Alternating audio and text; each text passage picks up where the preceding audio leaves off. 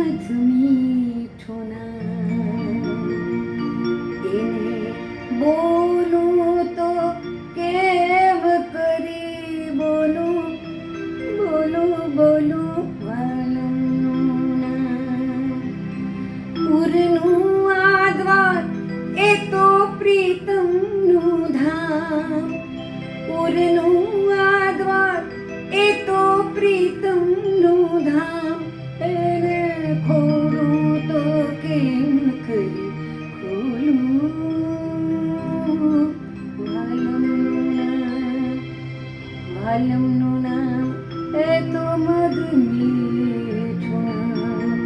એને બોલું તો કેમ કરી બોલું, બોલું બોલું વાલમનું નામ. તમે બોલ્યા જ્યાં નામ હું તો ભૂલી પડી, હું તો શમણામાં ક્યાંક ક્યાંક ઘૂમી વળી. અરે મનથી એ નામ મીઠું ચૂમી વળી. સોનાનું નામ, સોનાનું નામ, મારું પાડેલું નામ. એને બોલું તો કેમ કરી બોલું, વાલમનું નામ, વાલમનું નામ એ તો મધ મીઠું નામ. એને બોલું તો કેમ કરી બોલું, બોલું બોલું બોલું, બોલું બોલું વાલમનું નામ. વાહ, ખૂબ સરસ તૃપ્તિબેન, એટલી મજા આવી. નમસ્તે દર્શક મિત્રો, સ્વર્ગોચરીમાં હું નંદિની ત્રિવેદી. મારી સાથે છે આજે સુપ્રસિદ્ધ ગાયિકા તૃપ્તિ છાયા. તૃપ્તિબેનને આપણે ઘણા વર્ષોથી ઓળખીએ છીએ, એમના તમે પ્રોગ્રામ્સ પણ સાંભળ્યા હશે. પણ તાજેતરમાં મેં એક કાર્યક્રમ તૃપ્તિબેનનો જોયો. આપણા સંગીતકાર સુરેશ જોશી અને નેહા યાજ્ઞિક એમણે પરેશ ભટ્ટની સ્મૃતિમાં એક સરસ કાર્યક્રમ મુંબઈમાં કર્યો. અને એ પ્રોગ્રામમાં બહુ વખત પછી મેં તૃપ્તિબેનને સાંભળ્યા, અને એ સાંભળીને હું એટલી બધી ભાવ વિભોર થઈ ગઈ હતી. તમે હમણાં જોયું હશે કે એમની ગાયકીમાં ભાવનું અંગ કેટલું બધું પ્રબળ છે, અને એ મને બહુ જ સ્પર્શી ગયું. કારણ કે સંગીતમાં સૂર તાલ તો મહત્ત્વના છે જ, પણ તમે ભાવ એમાં રજૂ કરો તો જ એનો આત્મા સંગીતનો બહાર આવે. તો મિત્રો, તૃપ્તિબેન પાસે ઘણી બધી વાતો છે, આપણે એમની જ પાસે સાંભળવાની છે. અને તૃપ્તિબેન, તમે એકલ દોકલ તો એટલું સુંદર ગાયું હતું કે મેં બહુ જ બધા કલાકારોનું સાંભળ્યું છે, અને બધાએ બહુ જ સરસ ગાયું છે. પણ મેં એ તૃપ્તિબેનનું સાંભળ્યું તો મને રડવું આવતું હતું પ્રોગ્રામમાં. એટલે આજે તમે મને રડાવતા નહીં, તમે ગાઓ ને ત્યારે હું કાં તો અંદર જતી રહીશ. પણ આપણે એ ગીત પણ સાંભળશું. અને તૃપ્તિબેન, સૌથી પહેલાં તો તમારા ફેમિલી બેકગ્રાઉન્ડ વિશે વાત કરો. પહેલાં નંદિનીબેન, આ ગીત સુધીર દેસાઈનું લખેલું હતું, અને અમદાવાદના નહીં, મુંબઈના રાસબિહારી દેસાઈનું કમ્પોઝિશન. અને મારા નસીબ કે હું એમને ઘરે જઈને શીખી આવી છું. અરે વાહ, વેરી નાઇસ. કદાચ દર્શક મિત્રોને ખબર નહીં હોય, કારણ કે અમદાવાદના રાસબિહારી દેસાઈ ખૂબ પ્રસિદ્ધ સંગીતકાર, ગાયક. પણ મુંબઈના જે રાસબિહારી દેસાઈ છે એમના કમ્પોઝિશન ખૂબ સરસ, અને પ્રમાણમાં થોડા લો પ્રોફાઇલ હતા. બાકી એમના બહુ જ સરસ કમ્પોઝિશન છે, અને તમે એ સંભળાવ્યું અને એ રીતે આપણે રાસબિહારીને યાદ કર્યા, તો એ માટે પણ આપનો આભાર. અને હવે તમારી જે ફેમિલી બેકગ્રાઉન્ડની વાત છે. ફેમિલીમાં એટલે હું બેઝિકલી અમદાવાદની છું, અમદાવાદમાં ભણીને મોટી થઈ છું. એટલે મારા પપ્પા એજ્યુકેશન મિનિસ્ટરના સેક્રેટરી હતા, મારા મમ્મી શિવન શિક્ષિકા સ્કૂલમાં હતા. મારા પપ્પાનો મને મ્યુઝિક માટે એટલો સપોર્ટ મળ્યો છે કે આજે જે છું એને લીધે જ છું. અને મારા માટે હાર્મોનિયમ શીખ્યા, અને મારી સાથે કાંઈ મેં તમને વાતમાં કીધું હતું કે સૂર એ સૌથી અગત્યનું છે. કાંઈ પણ નહીં, સૂર એકલો હોય ને તો તમે આખું પ્રોગ્રામ કરી શકો. તો એ હાર્મોનિયમ શીખ્યા. મારી ગુનાની બાળક હતી ત્યારથી મારી સાથે આવતા. મારી 2 બહેનો છે. મોટી બહેન ડૉક્ટર છે, એ રિટાયર્ડ છે, અને નાની બહેન છે એ કથકની ડાન્સર અને સિંગર બરોડામાં છે. આઈ થિંક એ તમને ઓળખે છે નંદિની. ઓકે, શું નામ? અંજારિયા. હા, એમને તો બોલ. અને મોટી બેન હર્ષના શાહ. ઓકે. પછી હવે એ અમદાવાદનું મારું ફેમિલી બેકગ્રાઉન્ડ થયું. હવે મુંબઈમાં મારા husband Sunil Chhaya, okay. A retired general manager of air India છે. હા હા. એટલે અત્યારે રિટાયર છે પણ મારા કરતાં વધારે બિઝી છે, કારણ કે ઓનલાઈન બધું બહુ કામ કરે છે.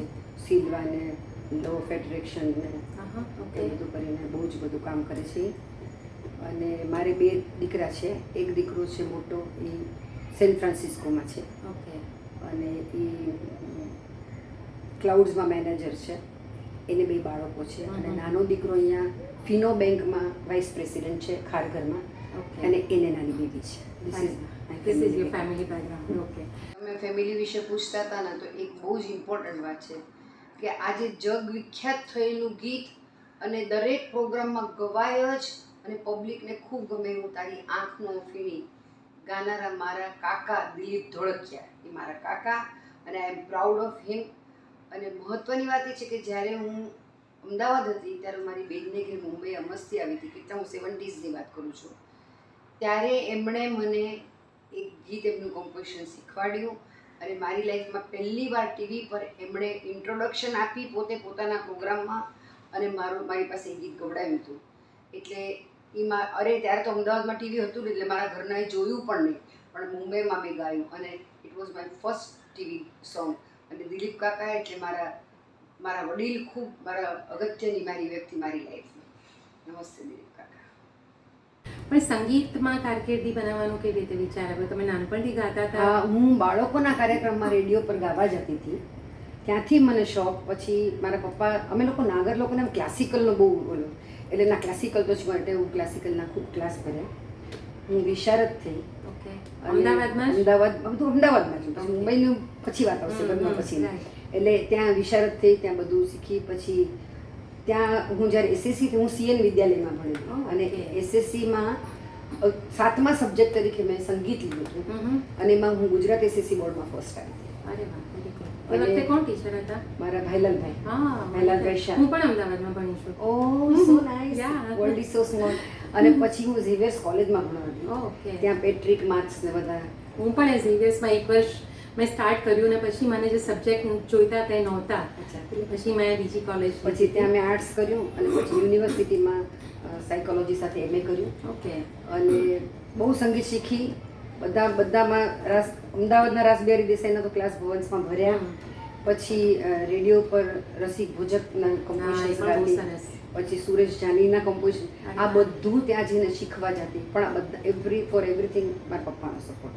અને સૌથી બેસ્ટ તમને એક વાત કહેવા માગું છું કે મેં મારી પ્રોફેશનલ કેરિયર બોલિવૂડના ગીતોથી કરી. વિસરાતા સૂર કરીને ખાંડેકર બ્રધર્સ ત્યાં પ્રોગ્રામ કરતા હતા, એમાં હું ગાવા જતી હતી. I started my career professional. અને પછી ગુજરાતીમાં રાજભાઈના ક્લાસ ને બધું ભરતી હતી. ત્યારે તો ઓલું તમને પ્રોફેશનલ પ્રોગ્રામ ને એવું બધું બહુ થતું નહીં ને, કોઈના ઘરે જઈને બેઠક કરવાની એ બધું કરતા હતા બધું. પછી ધેન આઈ ગોટ મેરીડ અને મુંબઈમાં આવી. પણ તમે એ વાત શરૂ કરો એ પહેલા વિસરાતા સૂરમાં તમે કયું ગીત ગાતા હતા? મેં તમારું ફેવરિટ? હમણાં જો વાત લીધા, એટલે હું તો નાની બાળક હતી ને કોલેજમાં જતી હતી, એટલે બધું ભણવાનું લઈને જતી હો રિહર્સલમાં. એ બધા રિહર્સલ કરે, આપણો વારો એટલે બોલાવે તો આ કોલેજ પાછા બેઠી લિસન કરતી હતી. પણ ત્યારે મને બરાબર છે, હું બંકિમ પાઠક સાથે ગાતી હતી. પછી આ આજા સનમ મધુર ચાંદની, એમાંનું સંભળાવો ને હિન્દી. એમાંનું નહીં, પણ હું એક બીજું જે બી તમને ગમે તે આપણે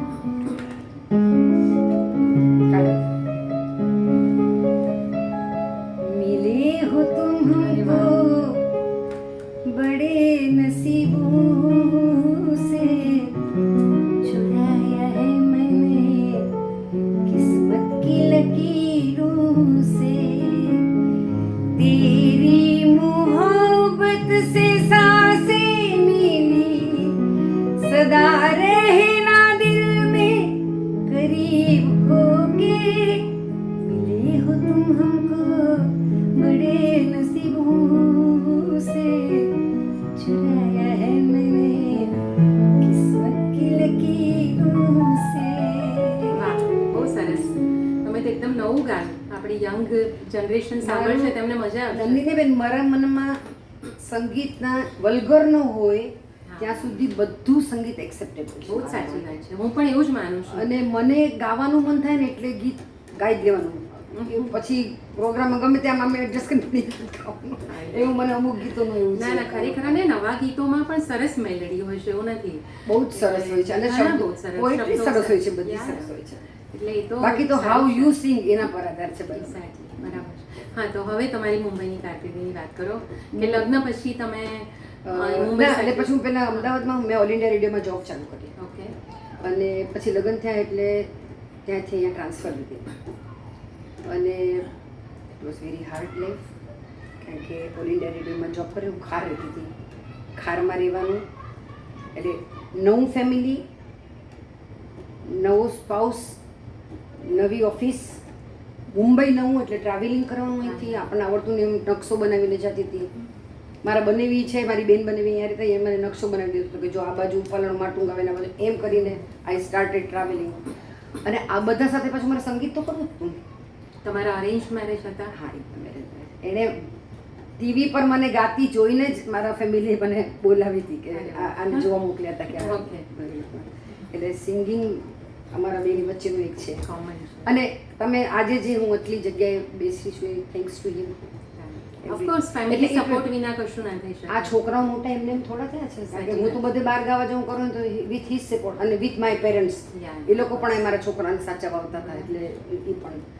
પછી સંગીત શીખવું તો એટલે પહેલાં તો ત્યારે ઓલા બેલેમાં ગાવા જતા હતા અને ત્યારે ઓલા 10 દિવસની નવરાત્રિ ન થતી, ઓલા કોરિયોગ્રાફીવાળા પ્રોગ્રામની એમાં ગાવા જતી, બધું કરતી હતી. એટલે તમારી કરિયર આમ ઓવરઓલ કેટલા વર્ષની? From my childhood. એટલે તમારી ઉંમર નહીં પૂછું, ડોન્ટ વરી. અરે પૂછો તો વાંધો નથી, કારણ કે હવે છુપાવવાનું મતલબ નહીં. પણ 61 વર્ષની કેરિયર મારી. Oh my God. I started like that. Yeah. અને પછી ને પ્રોફેશનલ જુદી વસ્તુ છે. હા, હા, બરાબર છે. પછી અહીંયા પછી હું પુરુષોત્તમભાઈ ઉપાધ્યાયની પહેલેથી જ ભક્ત હતી હમ. અને મુંબઈમાં બાય ચાન્સ આવી અને મેં એમનું ટ્યુશન ચાલુ કર્યું અરે વાહ. અને it was my life most important thing કે હું એમને ઘરે જઈને શીખવા જતી હતી. એ મને શીખવાડતા હતા, બધા કમ્પોઝિશન શીખવાડે.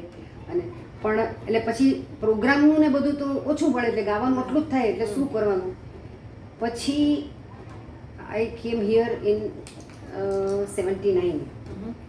પછી દસેક હા ના બોરીવલી નહીં, મુંબઈમાં ખારમાં. ઓકે.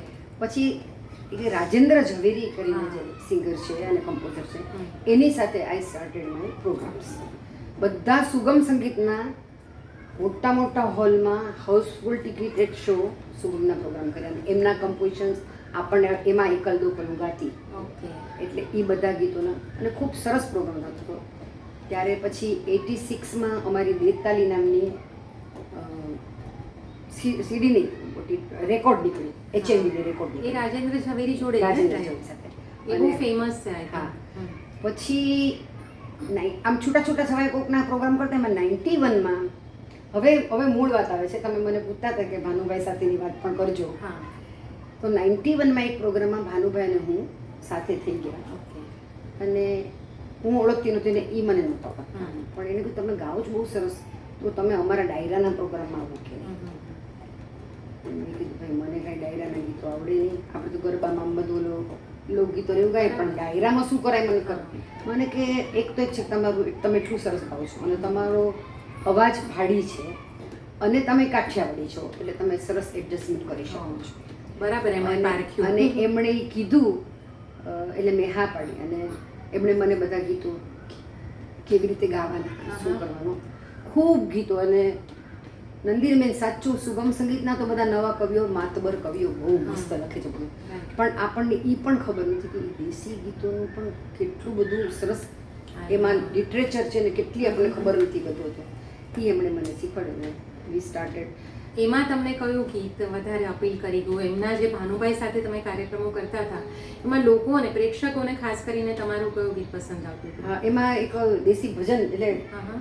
તમે જો લોકગીતોને બધું ગાતા હો પણ અને પહેલાં એ કહું કે ભાનુભાઈ સાથે જ્યારે પ્રોગ્રામ ચાલુ કરે ત્યારે મેં કીધું હતું કે હું સુગમ સંગીત છોડી તો નહીં શકું. Right. એટલે આપણા દરેક એટલે મને કે તમને ગમે એ ગાઓ. આજ સુધી ઈ જ થયું છે એટલે એટલું ચાલુ છે. Right. તો અમે લોકોએ સાથે દરેક પ્રોગ્રામમાં મારું 2-3 તો સુગમ સંગીતના ગીતો હોય જ, પણ આ દેશી ગીત મને શીખવાડ્યું. એ કયું છે?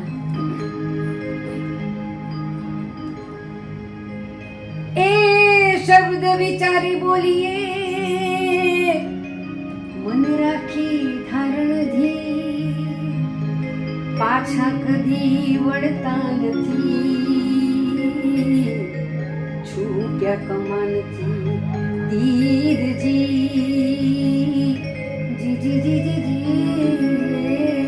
પલખ તરણ વીજળીને ચમકારે, મોતીડા પરો પાનબાઈ અચાનક અંધારા થાશે રે. જોત રે જોતામાં દિવસો વીતી રે જશે રે પાનબાઈ. 21,600 ખાશે રે. વીજળીને ચમકારે,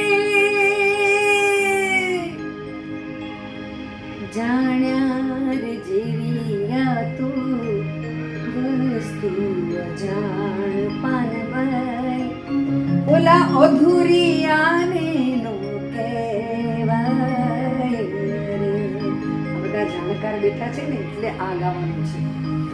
જાણ્યા રે જેવી આ તો વસ્તુ અજાણ પાનબાઈ, અધૂરી આને નો કહેવાય રે. ભૂપત રસનો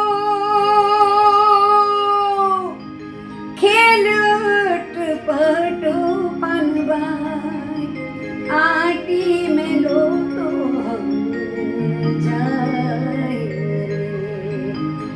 વીજળીને ચમકારે, મોતીડા પરો પાનબાઈ અચાનક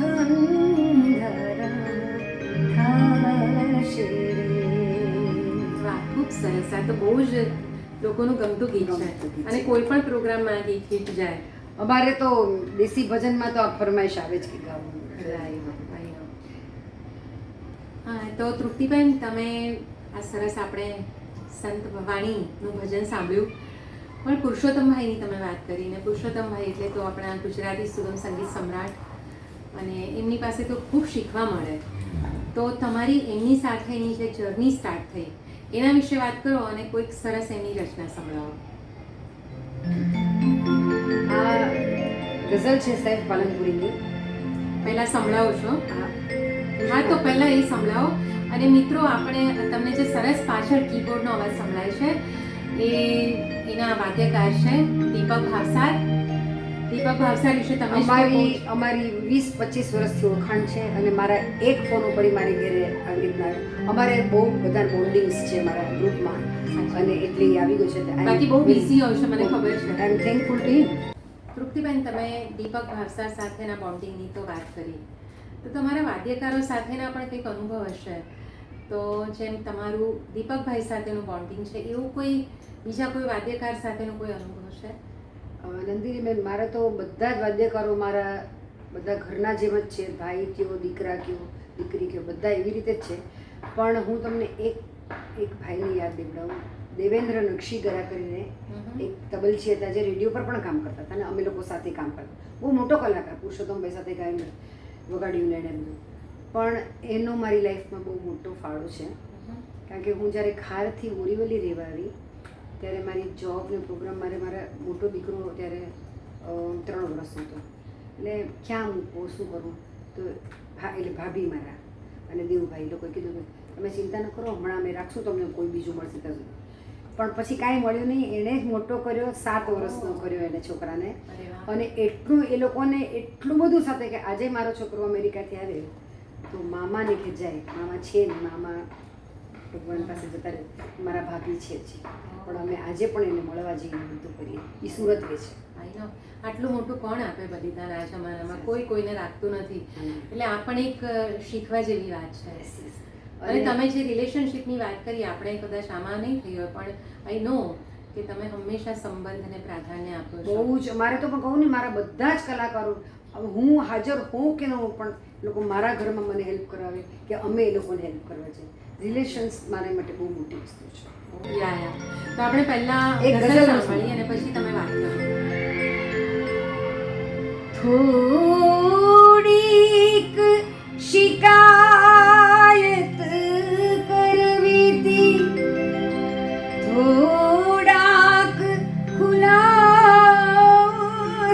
કરવાતા, ઓ મોત જરા રોકાઈ જતે, ઓ મોત જરા રોકાઈ જતે, બે ચાર મને પણ કામ હતા, ખુશબૂમાં ખીલેલા ફૂલ હતા, ગળીમાં ડૂબેલા જામ હતા, શું આંસુનો ભૂતકાળ હતો, શું આંસુના પણ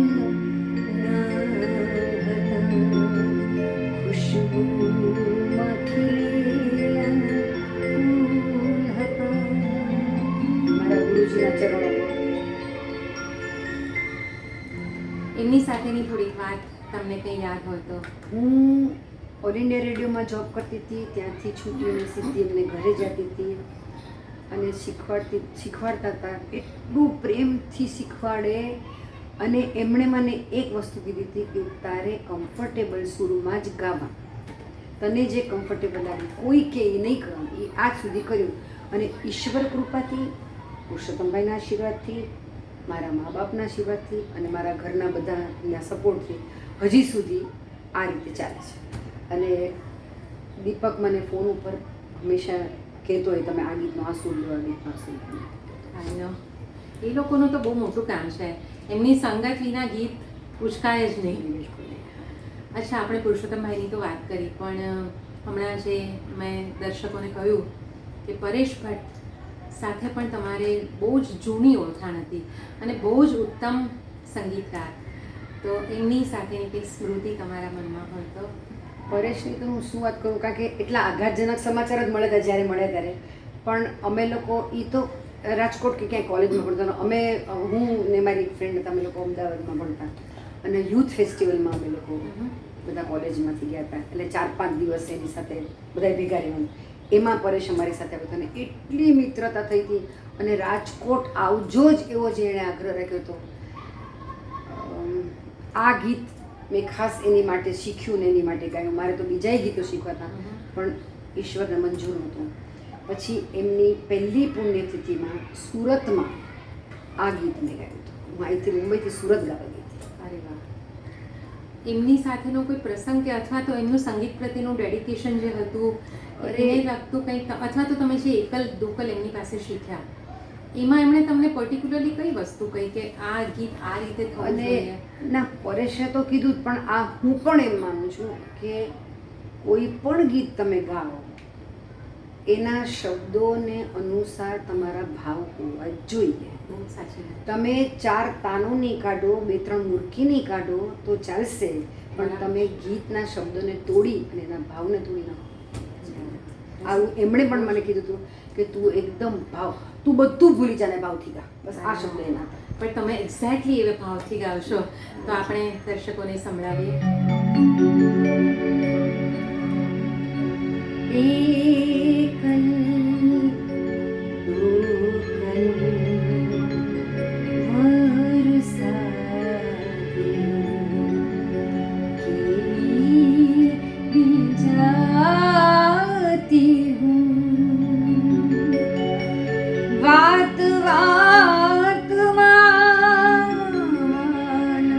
નંગાદર, વાત વાતમાં ઓલંગાદર, ઓઢાડીને છું એકલ દુકલ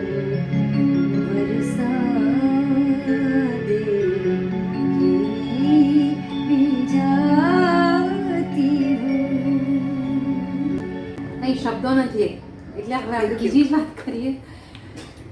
તમે સુગમ સંગીતના આટલા બધા સરસ ગીતો ગાઓ છો, પણ તૃપ્તિબેન મને ઘણી વખત વિચાર આવે છે કે સુગમ સંગીતના એક તો આમે પ્રોગ્રામ બહુ જ ઓછા થાય છે હમણાંથી. પહેલાં તો એક ટાઈમ હતો કે જ્યારે થતા હતા, પણ એ જે એકચ્યુઅલી સુગમ સંગીતના પ્રોગ્રામ થાય છે એમાં તમારી હાજરી પ્રમાણમાં ઓછી દેખાય છે. હવે એમાં મેં તમને પહેલાં વાત કરી કે હું રાજેન્દ્ર ઝવેરી સાથે ગાતી હતી અને 86માં મારી રેકોર્ડ બહાર પડી. પછી 91માં ભાનુભાઈ સાથે મારી ઓળખાણ થઈ. અમે 92માં પહેલી વાર અમેરિકા ગયા અને પ્રોગ્રામ તો તમે એક્સેલન્ટ છે બધું જ. અને પછી અમે લોકોએ નક્કી કર્યું કે આપણે બે ભેગા થઈને આપણું ગ્રુપ કરીએ. એટલે અમે સ્વરકિન્નરી નામનું ગ્રુપ અમે બે જણે ભેગા થઈને કર્યું. હવે જ્યારે આપણે આપણું ગ્રુપ કર્યું હોય ત્યારે તો આપણે આપણા જ પ્રોગ્રામ કરીએ ને, છતાં બીજાના પ્રોગ્રામ કરવાની ના નથી. એ પણ જઈ શકે છે અને હું પણ જઈ શકું છું. અમને કોઈ પણ અમને જેટલા બધા પ્રોગ્રામ આટલા વર્ષો તમે માનશો 92થી એવરી યર અમેરિકા ગયા છે, 2 કોરોનાના વર્ષ છોડીને. પછી America, Canada, Dubai, Muscat, Africa, Portugal, Singapore, બધી જગ્યાએ ક્યાંય પ્રોગ્રામ નથી કર્યા નથી. એટલે અમારે ઇંગ્લેન્ડ, એટલે ઇંગ્લેન્ડમાં તો મારું એટલું બધું હજી ઓડિયન્સ કહે છે કે તમે આવો, પણ અમારું અમેરિકામાં બધું બંધન છે એટલે અમે ત્યાં જ જઈએ છીએ. એટલે બેઝિકલી તમે પોતાનું જ તમારું શરૂ કર્યું એટલે ઓટોમેટિકલી. હા, અને આ જે મારું ને ભાનુભાઈનું જે ગ્રુપ થયું એમાં ડાયરો શબ્દ હોય, પણ ડાયરો છે ને એ બેઝિકલી આપણા ગીતો એટલે 7 સૂરનું બધું છે, બધું જે છે. અને જૂનું તમારું બધું અંદરથી ખોદકામ કરીને એટલા સરસ સરસ ગીતો બધા નીકળે છે. અને એની પણ બધાની લિટરેચર બહુ જ સરસ હોય છે. એ બધું તમને હું એક 2 લાઈન સંભળાવવાની છું. મારી ઈચ્છા એ ગીત હતું ને, કદાચ ભાનુભાઈ સાથે મારે વાત નથી થઈ, પણ એટલે ડાયરામાં પણ સુગમ સંગીત આવે જ, કારણ કે તો તમારે લોકભોગ્ય ગીતો ગાવાના છે. અને તમે કહો 7 સ્વરમાં જ કોઈ પણ સ્વર છે, પછી સંગીત છે, બધા જ ગીતો ગાઈ શકો. બસ એક જ નહીં, મેં તમને કીધું વલ્ગર ગીતો નહીં. બાકી મારે તો ફિલ્મના ગીતો મને બહુ ગમે છે, અને સુગમ સંગીત તો બહુ જ ગમે છે, અને લોકસંગીત પણ ગમે છે, દેશી ભજનો ગમે છે, અને ટુ બી વેરી ફ્રેન્ક પબ્લિકને જે ગમે છે બધું કરે છે. પણ તમે જે સ્વરકિન્નરી ગ્રુપની વાત કરી તો એમાં ભાનુભાઈ આ બધું લિટરેચર એક્સપ્લેન કરે અને તમે ગાઓ. હા, હું ગાઉં. અને ભાનુભાઈ પણ કોપર ગાય, પણ એ બધું એને એનું એક છે કે એટલે બેઝિક કોન્સેપ્ટ શું હોય તમારો ડાયરો? એટલે એમાં ભજન હોય, ફોક હોય, ગુજરાતી ગીત હોય. અમે ગરબા ગાઈએ. અમે ડાયરો એકલો ન કરીએ, અમે પછી પ્રાર્થનાના ગીતો કરવાય જઈએ, ગરબા કરવાય જઈએ, બધું જ કરીએ. પણ મારા સુગમ સંગીતના ગીતો એમાં આવે છે. અને પબ્લિક પણ રાહ જોતી હોય છે. પણ આટલી બધી અત્યારે જે સ્પર્ધા છે એમાં ટકી રહેવા સંઘર્ષ કરવો પડે તમારે? એટલે હવે અત્યાર સુધી તો સંઘર્ષ ખૂબ કર્યો છે. મેં તમને બધી વાત કરી, બધું ફેમિલીને પણ તમે મારા છોકરાઓને મૂકીને. પણ એ પર્સનલ સંઘર્ષની વાત થઈ, પણ આ મ્યુઝિકમાં તો બહુ સંઘર્ષ કરવો પડે, કારણ કે બધે જ ફિલ્ડમાં બધા કોમ્પિટિટર્સ છે, પણ તમારે પોતાની જગ્યા છે. અને અમારા બેનો સપોર્ટ એવો છે, એકબીજાને સાથ એવો છે. સૌથી વધારે બેઝિકલી પ્રમાણિકતા એ મોટો મારા બેનો એક છે વાત છે. અને અમે બસ આ રીતના રજૂઆત કે બધું. અને અમારા પ્રોગ્રામમાં દિવાળીબેન ફિલ્મના ગીતો આવે, અને આ દેશી આવે, અને પુરુષોત્તમભાઈનું ગીત આવે, અને ઉપર લગ્ન ગીતને એવું પ્રોગ્રામ હોય ત્યારે તો હિન્દી ગીતના સરસામ મેળ કરીને છોકરા છોકરીને ગમતા એવા ગીતો ગાઈ નાખે. એટલે અલ્ટિમેટલી તો તમારે પબ્લિકને ગમે, ઓડિયન્સને કેટર કરવાનું છે. એટલે પણ તમને પર્સનલી તમારો સંગીતનો ગમતો પ્રકાર કયો? પર્સનલી આમ તો સુગમ સંગીત જ મને ગમે, પણ પોએટ્રીને તમે એક સરસ પોએટ્રી હોય, એને બહુ સારું કમ્પોઝિશન મળ્યું હોય, અને એ તમે ભાવથી ગાઓ, ધેટ ઇઝ ધ બેસ્ટ. હવે એમાં હું તમને 1-2 લાઈન તમને હું ઝવેરચંદ મેઘાણીના ગીતની પણ બતાવીશ, અને પછી તમે કહો છો એ રીતનું મારું સુગમ પણ બતાવીશ. ચોક્કસ, આપણે સાંભળીએ. હા, કાઢી આપણે.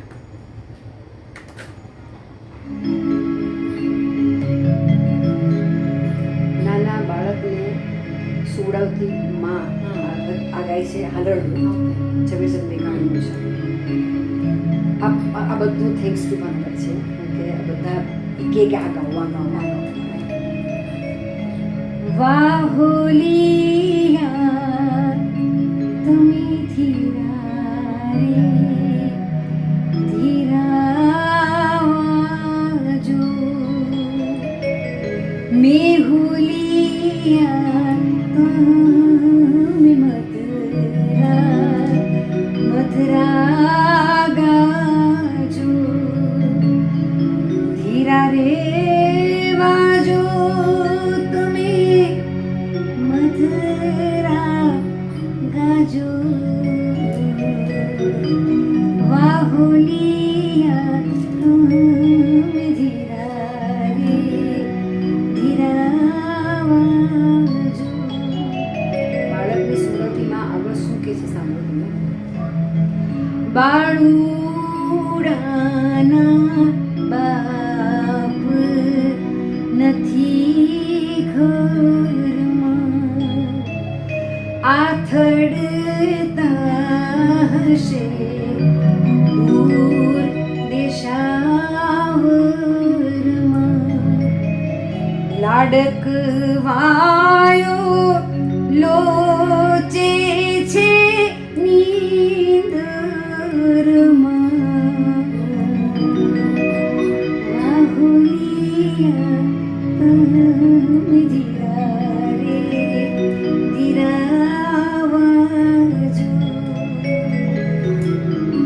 રીચ શબ્દો રીચ કમ્પોઝિશન્સ મને ગમતું. I can express my self as a mother.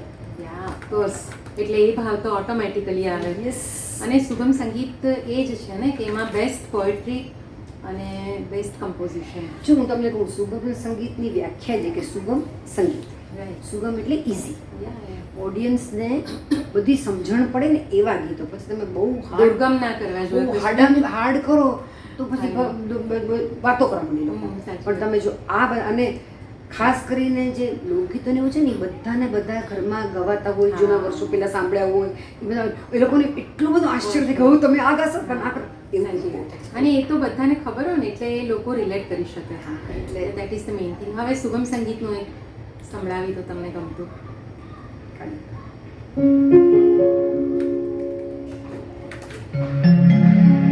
મને ખબર છે કે આ ગીત તમને પણ આવે છે, એટલે તમારે મને થોડો સાથ આપવાનો. ઓકે નંદિનીભાઈ, ટ્રાય કરી. મને પહેલી વાર આટલી સારી રીતે મળ્યા. I am very happy to meet you. મને પણ મારે બહુ બહુ ઓછું ફ્રેન્ડ સર્કલ છે, બધામાં બિઝી હોય એટલે, પણ બહુ મજા આવી તમને. Thank you so much. Same here. કેવા રે મળેલા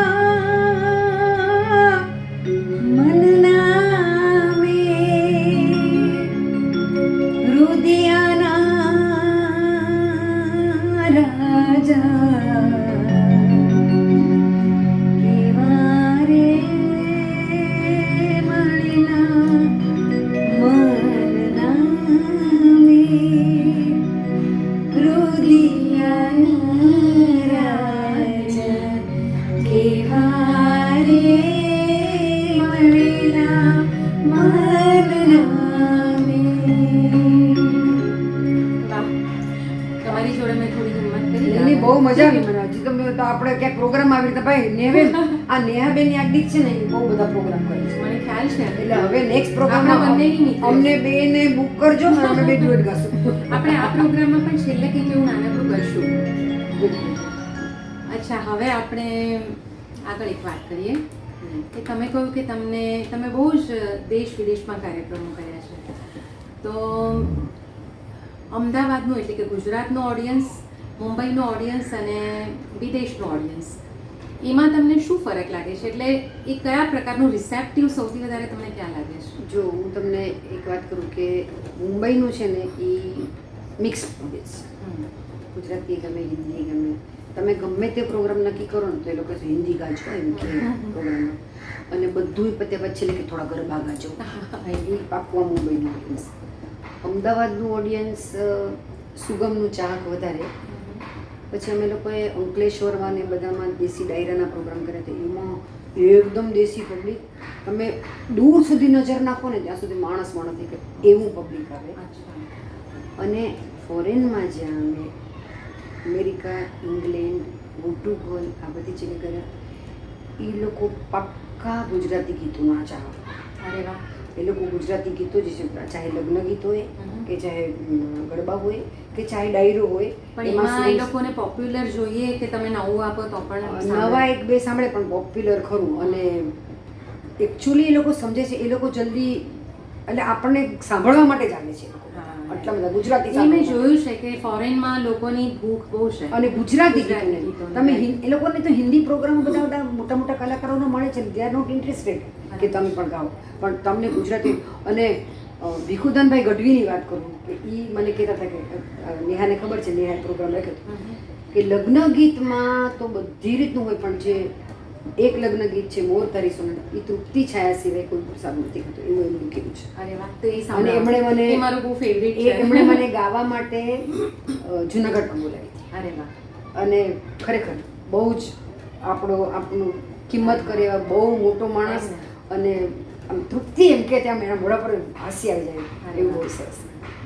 એટલે આ ડિફરન્સ તમને જોવા મળે કે ત્યાં હાર્ડકોર ગુજરાતી સાંભળનારા છે, ગુજરાતી અને અને મુંબઈમાં મિક્સ ઓડિયન્સ, અને ગુજરાતમાં તમને કદાચ અહીંયા હું તમને એક વાત કરું કે અહીંયા દાખલા તરીકે નવરાત્રી થતી હોય તેમ કે અરે 10,000 પબ્લિક હતી એમ કે એ લોકો અહીંના લોકો.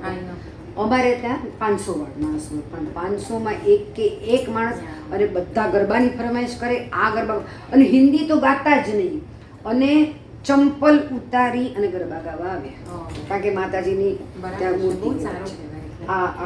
એટલે આટલું બધું અમેરિકા જવું સહેલું નથી, બહુ સ્ટ્રેન છે.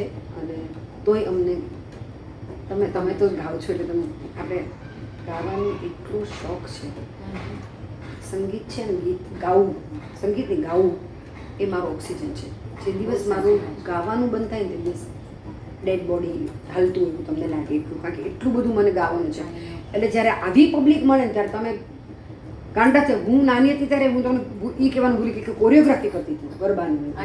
એટલે અત્યારે જ્યારે નવરાત્રી હોય ત્યારે થાય કે ન થાય પણ થોડા મટકા કરી એટલું બધું. એને એટલી પબ્લિક આપણને એપ્રિશિએટ કરે છે. ખરેખર અમેરિકાનો સિટીઝન માણસ જ્યાં નહીં ગયો અહીંયા બધી જ જગ્યાએ અમે જઈ રહ્યા છીએ, પણ પછી જે સંતોષ મળે, પછી જે અને એ વાત સાચી. ગાવાનું યા એ તો અલ્ટિમેટ છે. You are so happy when you કહેવાય છે ને કે સ્વરથી ઈશ્વર સુધીની યાત્રા છે. બસ બસ તમે બરાબર છો. આમાં એવું છે, મને તો નોર્મલ બોલતા જાવ, સરસ બોલતા ન આવડે મને કાંઈ. તમે આટલું સરસ ગાઓ છો ને, એટલે હવે પેલું એક મોર તારીની આપણે બે લાઈન સાંભળીએ, અને પછી તમને આપણે આ તમારું પતે ને પછી એક નાનકડો ચેલેન્જ રાઉન્ડ કરીશું, એના વિશે આપણે વાત કરીશું. મોરે તારી સોનાની ચાંચ,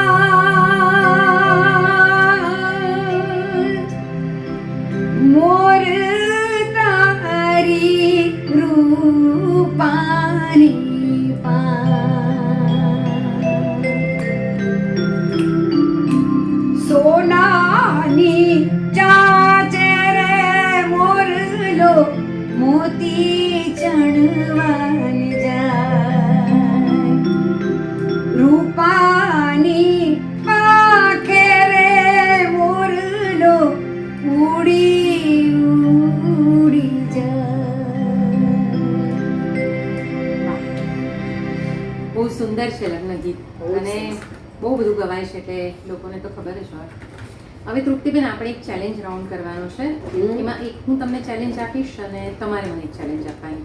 અને તમે મને આટલા બધા ગીતો ગવડાવ્યા અને ચેલેન્જની વાત કરું, હવે હું તમને એક ચેલેન્જ આપું. આ મસ્ત આપણી વરસાદની સિઝન છે, તો તમે વરસાદના સુગમના એક એક ગીતો ગાઓ અને સામે હું એક એક લોકગીત ગાઉં. કેવો છે? બરાબર છે વિચાર? આઈડિયા બહુ જ સરસ છે, પણ તમારી સામે મને ગાવાનું એટલે ઓહો, એવું ન કરો. બધાને પોતાની જગ્યા છે. કોઈ લતા મંગેશકર નથી, બધાને. તમે નંદિનીબેનની જગ્યા છે, તૃપ્તિબેનની જગ્યા છે. ગાઓ. સાચી વાત છે. હું ટ્રાય કરું, કોશિશ કરું. શ્યોર. મારે સુગમનું ગાવાનું ને તમારે ફોક ગાવાનું, રાઈટ?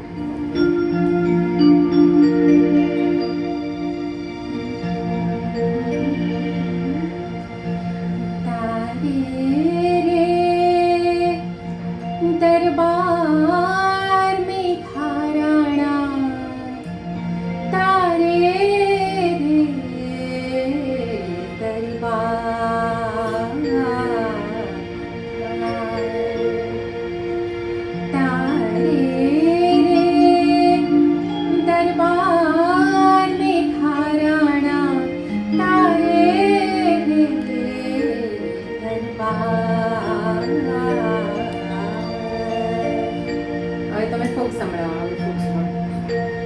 મોર બની થન ગાટ કરે મન મોર બની થન ગાટ કરે મોર બની થન ગાટ કરે મન મોર બની થન ગાટ કરે ઘનઘોર જરે ચહુ ઓર મારું મન ઓ મારું મન મોર બની થન ગાટ કરે મન મોર બની થન ગાટ કરે મન મોર બની થન ગાટ કરે મારું મન મોર બની થન ગાટ કરે મન મોર બની થન ગાટ કરે મન મોર બની થન ગાટ કરે મન મોર બની થન ગાટ કરે મોર બની થન ગાટ કરે મન મોર બની થન ગાટ કરે. હવે તમે બીજું હું એક તો શ્રાવણનું કોશિશ કરું.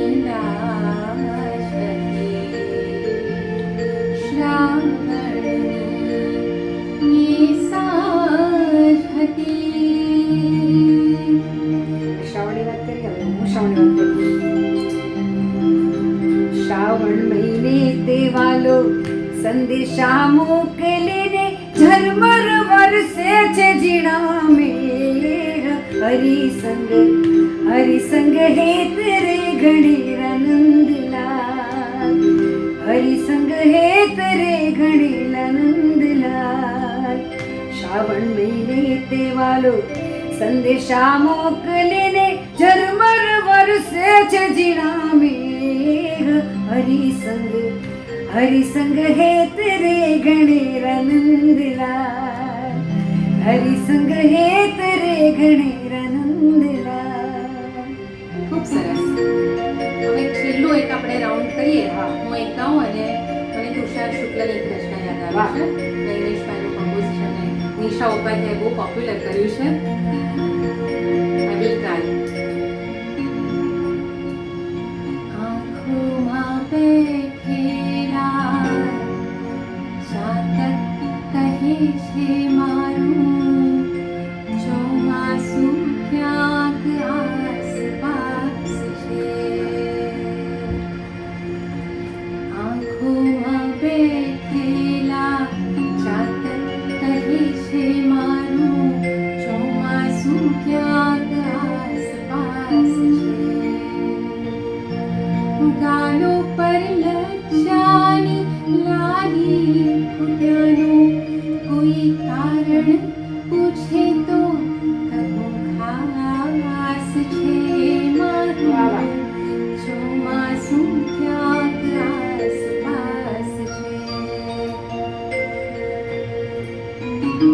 હવે છેલ્લે તમે કંઈક સરસ સંભળાવો. હું એક ભેરવીમાં તમને ઝવેરચંદ મેઘાણીનું વાહ વાહ, આપણું તો એકદમ એપિસોડ ધન્ય થઈ જશે.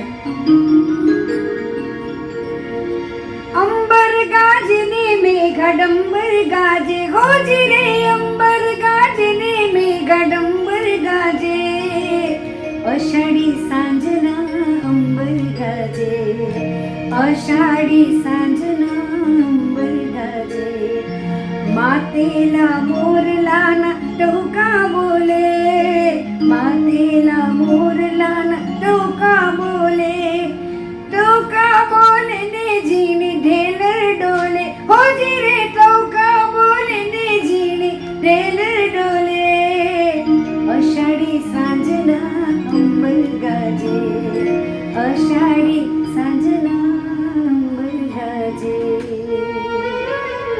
વાહ, બહુ જ સરસ. આપણે આ મજા આવી ગઈ આપણને બધાને, દર્શકોને પણ મિત્રો જેમણે અમને હંમેશા આમાં સાથ આપ્યો કીબોર્ડ પર, એ દીપક ભાવસાર છેલ્લે ભૈરીના સુરોથી સમાપન કરશે.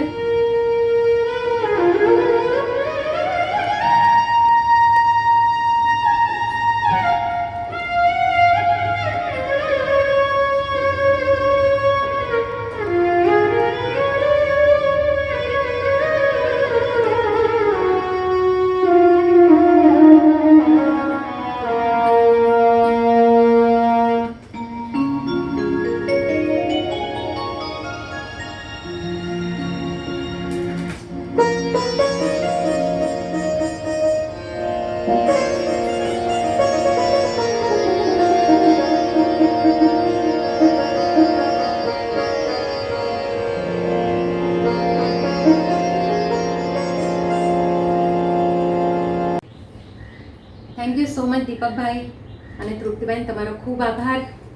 બહુ જ મજા આવી તમારી સાથે વાતો કરવાની, ગીતો સાંભળવાની. અને મિત્રો, સ્વરગુર્જરી સબસ્ક્રાઈબ કરવાનું ભૂલતા નહીં.